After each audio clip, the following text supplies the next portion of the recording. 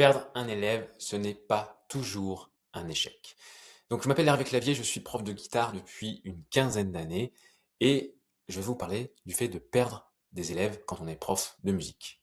Le fait d'être vraiment déçu de perdre quelques-uns de nos élèves. Donc en introduction, je vais lire un Google Doc que je peux t'envoyer. Il suffit seulement de me contacter, tu as des liens dans la description et tu me contactes et je t'envoie ce Google Doc et on peut aussi faire un point sur ton activité de prof de guitare. La semaine dernière, j'ai eu deux déceptions. Deux élèves, en fait, ont décidé d'arrêter ou de partir ailleurs.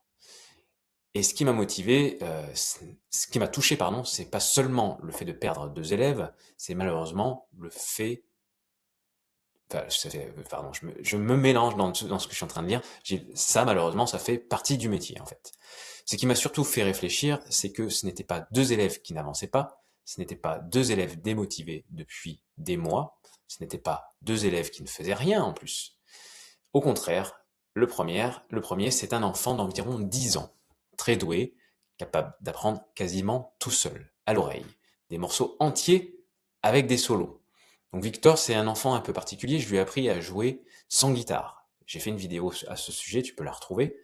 En fait, ses parents ne voulaient pas lui acheter une guitare tout de suite, donc je lui ai dit, imagine, tu révises en imaginant à la maison ce que tu fais. Et j'ai eu vraiment de meilleurs résultats que la plupart des élèves du même âge. Le deuxième, c'est un adulte retraité de plus de 65 ans qui avait envie de jouer, d'avancer, de faire du rock, de progresser dans une vraie dynamique musicale. Deux âges en fait complètement différents, deux profils complètement différents, mais une même réalité. Un élève peut partir même quand il progresse. Et ça, quand on est prof, en fait, il faut apprendre à l'accepter. Et c'est difficile. Donc au sommaire, quand un élève part, on le prend souvent personnellement. Un élève peut arrêter même s'il est doué. Troisième point, la progression ne suffit pas toujours à garder la motivation. Quatrième point, il y a parfois des raisons plus profondes que le cours en lui-même. Cinquième point, le rôle du professeur, analyser sans se condamner. Sixième point, ce que ces départs peuvent nous apprendre. Et bien sûr, la conclusion. Perdre un élève peut aussi nous rendre meilleurs. Quand un élève part, en fait, on le prend souvent personnellement. Bon, déjà, bien sûr, on se dit, bah, ça nous fait un élève de moins, donc de l'argent qui rentre en moins. Il faut pas se leurrer, ça fait partie du métier. Donc quand un élève arrête, la première réaction du professeur, souvent, est de se remettre en question. On se demande, qu'est-ce que j'ai loupé? Est-ce que j'aurais dû faire autrement? Est-ce que je n'ai pas assez bien accompagné la personne? Est-ce qu'il s'est ennuyé? Est-ce que j'ai été trop exigeant? Pas assez exigeant? Et quelque part, en fait, c'est normal de se poser toutes ces questions. Un bon prof se remet en question. Un bon prof ne dit pas simplement « Oh, tant pis, hein, c'est de la faute de l'élève, hein, je m'en fous ». C'est pas ça, être un bon prof. Mais il y a une différence importante, pardon, entre analyser et se condamner. Analyser, c'est sain. Se condamner, bah, ça sert à rien. Parce que parfois, un élève part pour des raisons qui dépassent complètement le cours de guitare. Il peut partir à cause de sa frustration, à cause de son ego, à cause de son emploi du temps, il a peut-être plus le temps, ou à cause de ses attentes, peut-être que ça lui plaît plus ce que tu lui proposes, ou à cause de son entourage, il est occupé à aller voir des amis, à faire d'autres choses, ou à cause d'une mauvaise expérience émotionnelle, quelque chose qu'il n'arrive pas à faire, à cause d'une envie qui change, tout simplement. Il a peut-être envie de faire autre chose que de la musique. Le professeur n'a pas toujours, en fait, la main sur tout ça. Un élève peut arrêter même si il est doué. Ça, c'est le deuxième point. C'est peut-être ce qui m'a le plus marqué avec Victor, donc un jeune élève dont je vous ai parlé précédemment. Il avait environ 9 ans. Il jouait vraiment bien. Il avait appris énormément de choses à l'oreille. Il était capable de jouer un morceau entier avec des passages compliqués, presque tout seul. Et pourtant, après une prestation filmée, en fait j'ai demandé de le filmer, où il a fait quelques erreurs, il a été très frustré. Il a eu les larmes aux yeux. Il a mal vécu en fait le fait de se tromper en étant filmé. Mais c'est pas grave. Et derrière, il a décidé qu'il ne voulait plus faire de guitare. Ça a été la dernière fois où je l'ai vu. C'est très dur à voir parce qu'en tant que prof, nous, on voit le potentiel en fait de la personne. On se dit, mais tu joues déjà super bien à ton âge. Tu as une vraie oreille. Tu es capable de faire des choses que beaucoup d'adultes n'arrivent pas à faire. Tu n'as pas raté, tu as juste fait quelques erreurs. Mais dans sa tête à lui, en fait, c'était peut-être pas vécu comme ça. Pour lui, l'erreur n'était pas juste une erreur. C'était peut-être une honte, une déception, une impression de ne pas être à la hauteur. Et c'est là qu'on comprend une chose importante.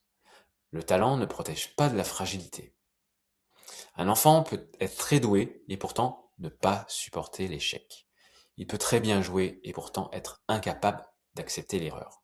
J'ai plus en plus d'enfants autour de la tranche d'âge de 9-10 ans qui se mettent à pleurer quand ils n'y arrivent pas. Vous allez vous dire, ouais, c'est parce que tu lui parles mal, t'es un peu rude. Pas du tout. C'est une de mes capacités et de mes qualités d'être ultra patient. Mais cette tranche d'âge en ce moment accepte de moins en moins la frustration. Nous sommes en 2026 et à mon avis ça va évoluer, ça va être de plus en plus dur pour eux, pour cette tranche d'âge. En fait, il peut avoir un gros potentiel et malgré tout être submergé par l'émotion. C'est une vraie leçon pour nous, les profs, on ne doit pas seulement apprendre aux élèves à jouer, on doit aussi leur apprendre à se tromper. Parce que la musique, ce n'est pas jouer parfaitement, c'est recommencer, c'est se tromper, et repartir. C'est rater une prise et en refaire une autre. C'est apprendre à ne pas s'écrouler dès qu'une note ne sort pas comme prévu. Troisième point, la progression ne suffit pas toujours à garder la motivation. On pense souvent qu'un élève motivé, c'est un élève qui progresse, mais ce n'est pas toujours vrai. Un élève qui peut progresser est quand même arrêté. Un élève peut être bon et quand même se décourager. Un élève peut aimer la musique et pourtant ne plus vouloir prendre de cours. Pourquoi? Parce que la motivation ne dépend pas seulement du niveau, elle dépend aussi de ce que l'élève ressent. Est-ce qu'il se sent valorisé? Est-ce que tu l'accompagnes et tu l'encourages? Est-ce qu'il se sent en sécurité? Est-ce qu'il est bien dans ce qu'il fait? Est-ce qu'il accepte de ne pas être parfait? Est-ce qu'il aime le cadre dans lequel il joue? Est-ce que le lieu est agréable? Est-ce qu'il trouve sa place dans le groupe, si tu le fais jouer dans un groupe? Est-ce que le répertoire lui correspond? Est-ce qu'il a l'impression d'avancer dans la bonne direction? Donc ça a été plutôt pour l'élève retraité qui a arrêté. Le répertoire le saoulait dans son groupe et il n'avait plus la pression d'avancer dans la bonne direction. Dans le cas d'un adulte, c'est encore autre chose. Donc là, on a parlé d'un enfant. Donc un adulte retraité, par exemple, ne cherche pas forcément seulement à apprendre 3 accords. Il cherche une ambiance, un lieu sympa. Il cherche par moments un groupe, une dynamique, une énergie, des morceaux qui lui parlent et une sensation de progression. Et si le groupe dans lequel il joue n'avance pas assez, ou si les morceaux ne lui correspondent pas, il peut se lasser, même s'il aime la musique globalement. C'est important de comprendre ça. Un élève ne reste pas uniquement parce qu'il apprend. Il reste parce qu'il sent que c'est ce qu'il vit a du sens pour lui. Quatrième point, il y a parfois des raisons plus profondes que le cours lui-même. Donc quand un élève part, on peut être tenté de croire que le problème vient forcément du cours. Mais parfois ce n'est pas le cours, c'est ce que le cours réveille chez lui. Pour l'enfant, ça peut réveiller la peur de l'échec, la peur d'être jugé, la peur de ne pas être parfait. Et pour l'adulte, ça peut réveiller l'impatience. L'impatience parce que les adultes se disent j'ai pas le temps. Le besoin de reconnaissance, la frustration de jouer avec des personnes qui ne vont pas au même rythme. Les adultes ou les enfants sont frustrés d'attendre en général que les autres soient au même niveau. Ou l'envie de trouver un groupe qui lui ressemble davantage. Et là, on touche quelque chose de très humain. La guitare n'est pas seulement un instrument. La musique révèle souvent notre caractère. Elle révèle notre patience, notre humilité, notre rapport à l'erreur et notre capacité à écouter les autres. Et aujourd'hui, c'est de moins en moins. Les gens ne prennent plus le temps de s'écouter. Il y a de moins en moins d'appels téléphoniques, on répond plus au téléphone maintenant. Notre façon de gérer la frustration. Et parfois, un élève arrête non pas parce qu'il n'aime pas la guitare, mais parce qu'il n'aime pas ce que la guitare lui renvoie de lui-même. C'est dur à dire, mais c'est vrai. Quand on joue, on est face à soi. On entend ses erreurs, on voit ses limites, on doit recommencer, on doit ralentir, on doit accepter de ne pas être bon tout de suite. Et tout le monde n'est pas prêt à vivre ça. 5e point, le rôle du professeur, analyser sans se condamner. En fait, quand un élève part, je pense qu'il faut toujours se poser des questions. Pas pour se détruire, mais pour progresser. On peut se demander, est-ce que j'ai assez dédramatisé l'erreur? Est-ce que j'ai mis trop de pression sans m'en rendre compte? Est-ce que l'élève s'est senti accompagné? Est-ce que le groupe correspondait vraiment à son envie? Est-ce que j'ai bien compris son besoin profond? Est-ce que j'aurais pu anticiper sa frustration?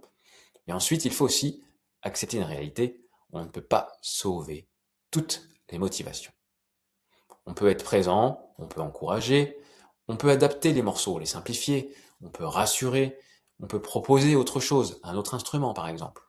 Mais on ne peut pas décider à la place de l'élève. Un professeur peut ouvrir une porte, il ne peut pas forcer quelqu'un à la traverser. Et c'est parfois ça, qu'il est difficile dans ce métier. On donne beaucoup, on s'attache aux gens, aux élèves, on voit leur potentiel, on imagine ce qu'ils pourraient devenir. Mais l'élève, lui, peut décider d'arrêter à un moment où nous, on pensait qu'il allait justement franchir un cap. Et ça fait mal. Mais ce n'est pas forcément un échec. 6e point, ce que ce départ peuvent nous apprendre. Ces 2 départs m'ont rappelé plusieurs choses importantes. La première, c'est qu'il faut toujours travailler le rapport à l'erreur. Il faut quand même analyser. Surtout avec les enfants qui sont doués. Parce qu'un enfant qui réussit vite peut parfois mal vivre le vrai premier obstacle. Il peut avoir l'habitude d'y arriver facilement.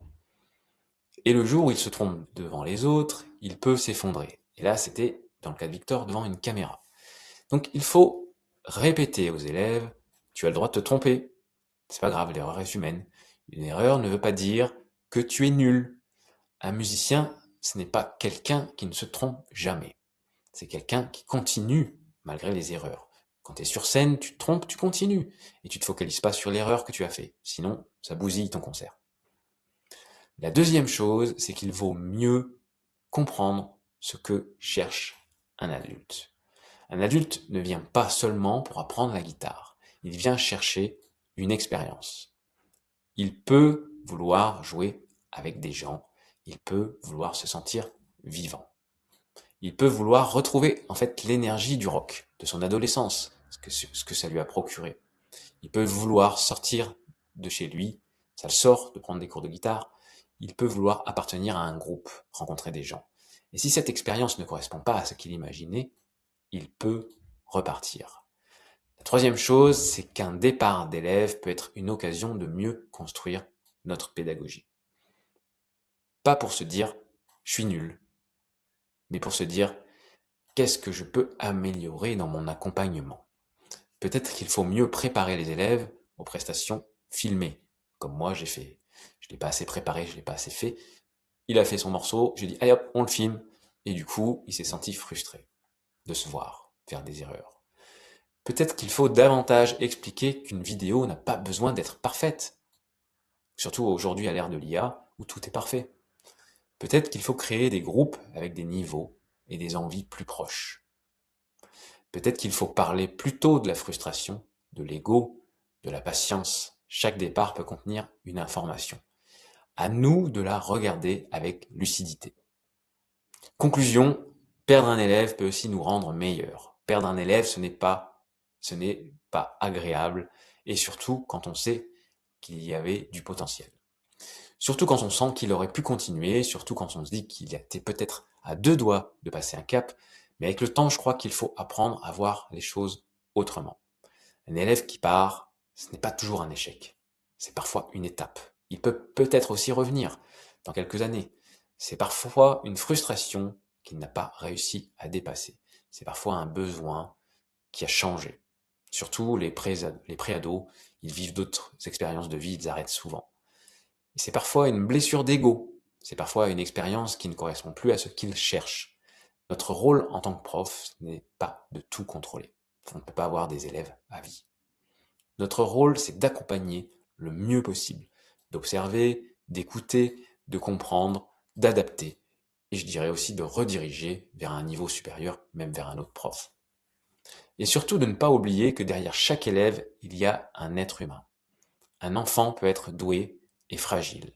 Un adulte, peut être motivé et impatient. Un élève peut progresser et partir quand même. Et nous, professeurs, nous devons garder notre équilibre. Se remettre en question, oui. Se culpabiliser inutilement, non. Parce qu'au fond, perdre un élève peut aussi nous apprendre quelque chose. Ça peut nous apprendre à mieux comprendre les autres, à mieux préparer nos cours, à mieux accompagner l'erreur, à mieux gérer les groupes, à mieux repérer les frustrations invisibles. Et c'est peut-être ça aussi, devenir un meilleur professeur. Ce n'est pas seulement réussir avec les élèves qui restent. C'est aussi apprendre quelque chose de ceux qui partent. Alors, si tu veux aller encore plus loin, si ça t'a plu, en fait, le fait de parler de ce sujet, j'en parle dans beaucoup d'autres, je parle de beaucoup d'autres choses, et je peux te diriger vers ma community school où les professeurs se réunissent pour aborder ces sujets. Et j'envoie aussi des documents que je ne peux pas poster ici. Donc tu peux rejoindre cette communauté en cliquant sur le lien qu'il y a dans la description.